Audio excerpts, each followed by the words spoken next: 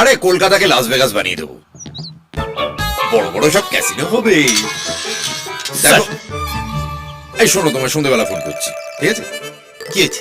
Sir, আমাদের কোম্পানির উপর কারোর নজর দোষ লেগেছে, না হলে এরকম হওয়ার কথা নয়। কেন, কি হয়েছে? স্যার, আমাদের 18টা সাইটে কোর্ট নোটিশ পাঠিয়েছে। কিসের নোটিশ? দুর্গাপুরের এক ভদ্রলোক আপনার সৎ ভাই দাবি করে আপনার সম্পত্তির ভাগ চেয়েছেন। বাবার আন্ডারগ্রাউন্ডে বউ ছিল নাকি? উনি বলছেন দুর্গাপুরের প্রপার্টি বিক্রির সময় ওনার সই নেওয়া হয়নি, এখন তিনি অর্ধেক প্রপার্টি দাবি করছেন। তাছাড়া সোনারপুরের একজন দাবি করছেন তার জমির প্রাপ্য দাম তিনি পাননি, ফলে বর্তমান মূল্যে তাকে জমির দাম ফেরত দিতে হবে।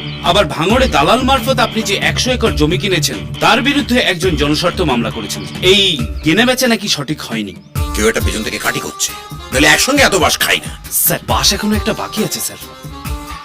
বলো বলো।